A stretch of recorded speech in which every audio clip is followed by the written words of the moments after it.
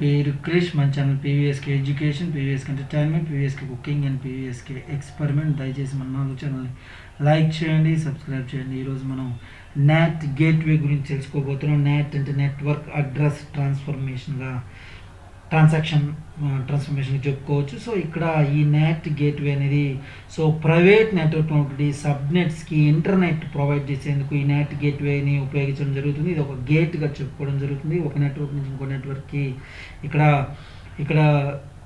Internet అనేది transfer అయ్యేదే గేట్వేకి ఉపయోగపడుతుంది. ఇక్కడ NAT గేట్వే చూసుకున్నట్లయితే నెట్వర్క్లో అనేటువంటి ప్రైవేట్ సబ్నెట్స్కి ఇంటర్నెట్ ఇచ్చేందుకే NAT అనేది ఉపయోగపడుతుందని చెప్పి NAT గేట్వే ఉపయోగపడుతుందని చెప్పుకోవచ్చు. దీనికి ముందుగా మనం AWS కన్సోల్లోకి వెళ్ళినట్లయితే మనం ఇక్కడ VPCలోనే NAT గేట్వే క్రియేట్ చేయాల్సి ఉంటుంది అనమాట.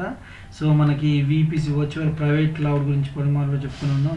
VPC అనేది చూసుకున్నట్లయితే మనకి ఇది వర్చువల్ నెట్వర్క్ క్లౌడ్లో ఉపయోగిస్తారు AWSలో. ఇక్కడ ఇది మనం చూసినట్లయితే రీజియన్ని బట్టి డిఫాల్ట్గా VPC అనేది డిఫాల్ట్గా ఉంటుంది. ఇక్కడ ఈ రీజియన్లో డిఫాల్ట్గా ఉంటుంది. ఈ US East 1A అనేది అవైలబిలిటీ జోన్ అనమాట.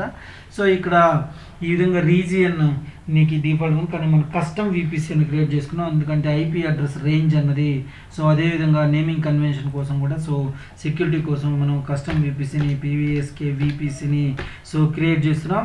అదేవిధంగా CIDR బ్లాక్ ఇక్కడ ఇంటర్నెట్ డొమైన్ రౌటింగ్ని ఇక్కడ ఇవ్వాల్సి వస్తుంది అనమాట. 10.10.0.0.0 ఇక్కడ 26గా ఇవ్వడం జరిగింది. 2^32 - 32 - 26 2^6గా 6 × 6 ఆ విధంగా 6 times 2 × 2 ఆ విధంగా 64 IP అడ్రస్ అంటే 10.0.0.63 అంటే 1 అనేది ఇంటర్నల్గా ఉపయోగపడుతుంది కాబట్టి 63 IP అడ్రస్లని క్రియేట్ చేసాం. ఇంటర్నెట్ ప్రోటోకాల్ వర్షన్ 6 ఇంకా ఇక్కడ ఇంప్లిమెంటేషన్లోకి రాలేదని చెప్పుకోవచ్చు. ఇక్కడ టెనెన్సీ తీసుకున్నట్లయితే డిఫాల్ట్ ఉపయోగిస్తారు. ఇక్కడ డెడికేటెడ్ ఇన్స్టెన్సెస్ కోసం డెడికేటెడ్ ఉపయోగిస్తాం. డిఫాల్ట్ ఉపయోగించినట్లయితే వాటికి షేర్డ్ ఇన్స్టెన్సెస్కి అదేవిధంగా డెడికేటెడ్ హోస్ట్ అన్నిటికీ ఇది ఉపయోగపడుతుందని చెప్పుకోవచ్చు. డిఫాల్ట్ క్రియేట్ ఈ విధంగా VPCని మనం క్రియేట్ చేసామని చెప్పుకోవచ్చు. ఇది కస్టమ్ VPC.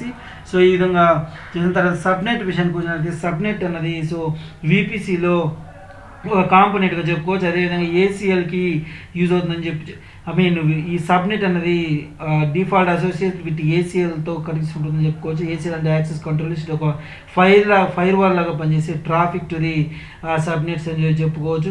ఇది ఒక సెక్యూరిటీ ఇస్తుంది అనమాట ప్రతి సబ్నెట్. ఇక్కడ ఆల్రెడీ సబ్నెట్స్ ఉంటే అలా కస్టమ్ సబ్నెట్స్ అనేది ఉపయోగిస్తాం. ప్రతి అవైలబిలిటీ జోన్కి మనకి అట్లీస్ట్ ప్రైవేట్ అండ్ పబ్లిక్ 2 ఉంటాయని చెప్పుకోవచ్చు సబ్నెట్స్. మనకి 1Aకి 1 ప్రైవేట్ 1 పబ్లిక్ అనేది క్రియేట్ చేయాలని చెప్పుకోవచ్చు అనమాట.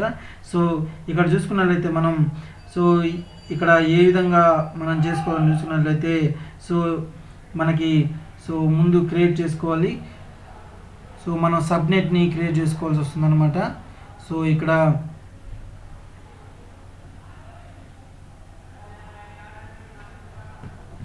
మనం ఇక్కడ నేమింగ్ కన్వెన్షన్ ఇచ్చుకోవాలి. PVSK సబ్ ఇక్కడ PVSK PUB పబ్లిక్ PUB అని చెప్పి ఇవ్వడం అనేది జరిగింది. నేమింగ్ కన్వెన్షన్ ఈ విధంగా ఇచ్చాము. అదేవిధంగా మనకి VPC కస్టమ్ VPC తీసుకోవాలి. అవైలబిలిటీ జోను 1Aగా తీసుకోవాలి. 1Aలోనే పబ్లిక్ ప్రైవేట్ 2 చేస్తాం అనమాట. ఇక్కడ అవైలబిలిటీ జోన్ ఎందుకు ఉపయోగపడుతుంది అంటే లో లేటెన్సీ కోసం ఉపయోగిస్తారు. అంటే ఫర్ ఎగ్జాంపుల్ ఏదైనా ఫ్లిప్కార్ట్ 2 సైట్లను తీసుకుని క్లిక్ చేసినట్లయితే మనకి క్లాకింగ్ అనేది జరుగుతూ ఉంటుంది. దాన్ని హై లేటెన్సీ అంటాము. అలా కాకుండా ఇమీడియట్ రెస్పాన్స్ అనేది వెబ్ పేజ్ వచ్చినప్పుడు లో లేటెన్సీ ఉన్నట్టు చెప్పుకోవచ్చు అనమాట. ఇప్పుడు మనం ఇక్కడ తీసుకున్నట్లయితే మనకి ఇక్కడ ఈ లో లేటెన్సీ కోసం ఈ అవైలబిలిటీ జోన్ ఉంటుంది. ఇక్కడ రేంజ్ అనేది అంతకుముందు ఇచ్చినాం 26. ఇక్కడ CIDR బ్లాక్ 10.0.0 అదేవిధంగా .028కి ఇచ్చినట్లయితే 2^6 అనమాట. 16 IP అడ్రస్లు మనం VPCలో ఇచ్చినటువంటి దాన్ని బట్టి రేంజ్ అనేది ఇక్కడ ఇవ్వాల్సి వస్తుంది. ఒక సబ్నెట్ అనేది ఏర్పడింది. ఇంకో సబ్నెట్కి మనకి PVSK PRIV private subnet example. Naming convention మన ఇష్టము.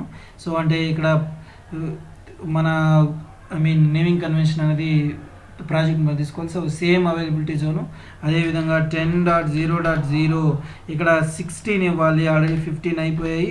సో /28గా ఇచ్చామన్నమాట. సో ఇవి విడగొట్టడం అనేది చాలా ఇంపార్టెంట్. సో డాట్ అనేది ఇవ్వలేదు, .16/28గా ఇచ్చినట్లయితే సో ఈ విధంగా మనకి సబ్నెట్ అనేది రెండో సబ్నెట్ ఏర్పడింది సేమ్ అవైలబిలిటీ జోన్లో.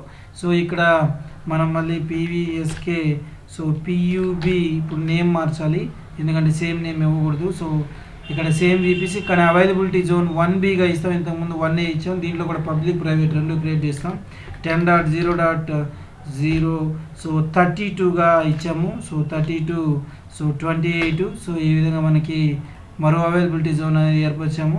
సో అదేవిధంగా మళ్ళీ మనం దీంట్లోనే ప్రైవేట్ అవైలబిలిటీ జోన్ PVSK PRIV1గా మనం ఇప్పుడు సేమ్ VPC సో ఇక్కడ 1Bని తీసుకుంటాము. సో 1Bలోనే ఒకటి పబ్లిక్ ఒక ప్రైవేటు, అదేవిధంగా 1Aలో ఒకటి పబ్లిక్ ఒక ప్రైవేట్ ఈ విధంగా ఏర్పరిచాము. 10.0.0 ఇక్కడ 48 ఇచ్చాము. సో 28 సో ఈ విధంగా మనకి సో ఈ విధంగా 28 ఇచ్చాము. సో ఈ విధంగా మనం సో అవైలబిలిటీ జోన్స్ని ఈ విధంగా సబ్నెట్స్ని క్రియేట్ చేసాము. సో రౌట్ టేబుల్కి వెళ్ళాలి. సో రౌట్ టేబుల్లో ఆటోమేటిక్గా మనకి సో ఇక్కడ PVSK ఆటోమేటిక్గా ఈ VPC ఏర్పడిన ప్రతిసారి రౌట్ టేబుల్ అనేది వస్తుంది. సో మనం కస్టమ్ VPC నుంచి ఒక రౌట్ టేబుల్ అనేది వచ్చింది అనమాట. VPC తీసుకున్నట్లయితే సో దీని నుంచి రౌట్ టేబుల్ వచ్చింది. దీని ఒక నేమింగ్ కన్వెన్షన్ అనేది సో PubRTగా మారుస్తున్నాను. సో పబ్లిక్ రౌట్ టేబుల్ అనమాట. సో అసలు ఈ రౌట్ టేబుల్ ఎందుకు ఉపయోగపడుతుంది అంటే పలుమార్లు చెప్పుకున్నాము. సో ఇది రౌటర్స్కి వచ్చేసి IP అడ్రస్ ఎనేబుల్, అదేవిధంగా ప్యాకెట్ ట్రాన్స్ఫర్మేషన్ని డిటర్మిన్ చేస్తుంది. సో ఇది ఒక రూల్గా సెట్ ఆఫ్ రూల్స్గా చెప్పుకోవచ్చు. సో ఈ విధంగా మనం పబ్లిక్ రౌట్ టేబుల్ చెప్పవచ్చు. అదేవిధంగా క్రియేట్ రౌట్ టేబుల్, న్యూ రౌట్ టేబుల్ PRI. సో ఈ విధంగా మరో రౌట్ టేబుల్ని ప్రైవేట్ వాటికి సబ్నెట్స్ కోసం ఉపయోగిస్తాము. సో సేమ్ కస్టమ్ VPC ఇవ్వాలి. సో ఈ విధంగా VPCలో సేమ్ VPC ఇవ్వాలన్నిటికీ, కస్టమ్ VPC.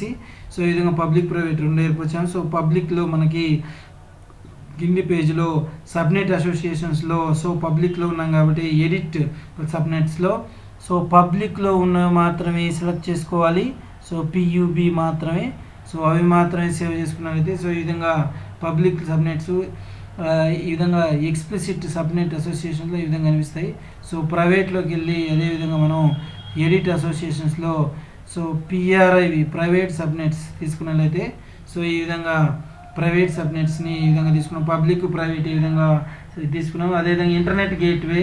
సో ఈ ఇంటర్నెట్ గేట్వే అన్నది మనం తీసుకున్నట్లయితే ఒక నెట్వర్క్ నుంచి ఇంకో నెట్వర్క్ కనెక్ట్ అయ్యే ఉపయోగపడుతుంది. వన్ ఆఫ్ ద కాంపోనెంట్ VPCలో. సో ఇది పబ్లిక్ సబ్నెట్కి ఇంటర్నెట్ ఇచ్చేదానికి ఇది ఇంటర్నెట్ గేట్వే, ప్రైవేట్ సబ్నెట్కి ఉపయోగించేదానికి NAT గేట్వేని ఉపయోగించడం జరుగుతుంది. సో ఇంటర్నెట్ గేట్వేని క్రియేట్ చేయాలి మనం. సో ఇక్కడ మనం PVSK ఇంటర్నెట్ గేట్వే 1 సో ఈ విధంగా ఇంటర్నెట్ గేట్వేని క్రియేట్ చేసాము.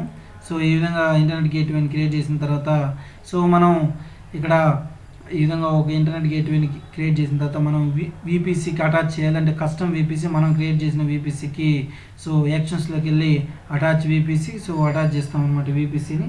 సో ఈ విధంగా అటాచ్ చేసాము. సో ఈ ఇంటర్నెట్ గేట్వేని మనం ఈ విధంగా అటాచ్ చేసాము. తర్వాత సో NAT గేట్వేకి వెళ్తాము. సో NAT గేట్వేలో కూడా సో మనకి so new NAT gateway. So ఈ NAT అన్నది ఆల్రెడీ చెప్పాము, నెట్వర్క్ ఇక్కడ అడ్రస్ ట్రాన్స్ఫర్మేషన్ అని. సో ఇది ప్రైవేట్ సబ్నెట్స్కి ఇంటర్నెట్ కోసం ఉపయోగించడం జరుగుతుంది అనమాట. సో ఇక్కడ తీసుకునేది మాత్రం పబ్లిక్ సబ్నెటే తీసుకోవాలి, ఎందుకంటే ఇంటర్నెట్ రావాలి కాబట్టి. సో PUB1 పబ్లిక్ సబ్నెట్ని తీసుకున్నాము. సో దానికి ఎలాస్టిక్ IP ఆటోమేటిక్ క్లియర్ అవుతుంది, అందువల్ల మనకు ఒక IP అనేది దీంట్లో తగ్గుతుంది అనమాట.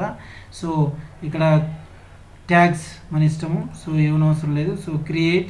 సో ఇక్కడే రౌట్ టేబుల్ ఎడిట్ చేయొచ్చు, కానీ క్లోజ్ మనం వెళ్ళి అక్కడికి వెళ్ళి ఎడిట్ చేస్తాం. సో ఇక్కడ పెండింగ్ అనేది వస్తుంది, ఇదే మనం ఇప్పుడు క్రియేట్ చేసినటువంటి NAT.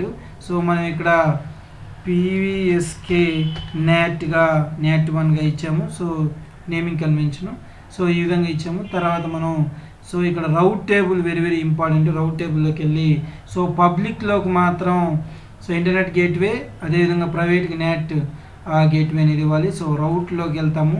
So edit రౌటు. సో పబ్లిక్లో ఉన్నాం కాబట్టి సో మనం 0.0 సో ఫుల్ పర్మిషన్స్ ఇక్కడ ఫుల్ ట్రాఫిక్ అన్నది ఈ విధంగా ఇవ్వడం అనేది జరుగుతుంది. సో ఇక్కడ ఇది ఇంటర్నెట్ గేట్వే ఆటోమేటిక్గా IGW వస్తుంది. సో సేవ్ ఈ విధంగా సేవ్ చేస్తాము. సో అదేవిధంగా ఇక్కడ మనకి ప్రైవేట్లోకి వెళ్ళి సో ఇక్కడ అదేవిధంగా మనం రౌట్లోకి వెళ్ళి ఎడిట్ రౌట్లోకి వెళ్ళి సో మనం ఇక్కడ యాడ్ అదేవిధంగా 0.0 సో ఈ విధంగా ఫుల్ పర్మిషన్ నథింగ్ బట్ ఇక్కడ ఫుల్ ట్రాఫిక్ అన్నది. సో ఇక్కడ NAT గేట్వేని సెలెక్ట్ చేసుకోవాలి. ఇక్కడ చూసినట్లయితే సో ఆటోమేటిక్గా క్రియేట్ చేసిన నేమింగ్ కన్వెన్షన్ ప్రకారం NAT అని వస్తుంది. సో ఈ విధంగా క్లిక్ చేసుకుని సో ఈ విధంగా NAT గేట్వేని సో ఇప్పుడు NAT అనేది ఇక్కడ చూసినట్లయితే మనకు ప్రైవేట్ సబ్నెట్స్కి ఇంటర్నెట్. సో అదేవిధంగా పబ్లిక్ కానీ ఇంటర్నెట్ కోసం ఖచ్చితంగా NAT క్రియేషన్ అప్పుడు పబ్లిక్ సబ్నెట్ ఇవ్వాలి, లేకపోతే రాదు. సో నెట్వర్క్ అనేది రాదు. సో ఇది ఒక గేట్వే లాగా యూజ్ అవుతుందని చెప్పుకోవచ్చు. ఈ NAT గేట్వేని ఉపయోగించుకొని మనం DB సర్వర్స్ మోస్ట్గా చెప్పుకోవచ్చు. సో DB సర్వర్స్లో సో ప్యాచెస్ అన్నీ సో అప్డేట్స్ అన్నీ చేసిన తర్వాత NAT గేట్వేని రిమూవ్ చేయడం అనేది జరుగుతుంది అనమాట. సో ఈ విధంగా NAT గేట్వేని క్రియేట్ చేస్తారు. సో దయచేసి లైక్ చేయండి, సబ్స్క్రైబ్ చేయండి. Thank you very much. So మన channels PVSK education, PVSK entertainment, PVSK cooking and PVSK ఎక్స్పెరిమెంట్ని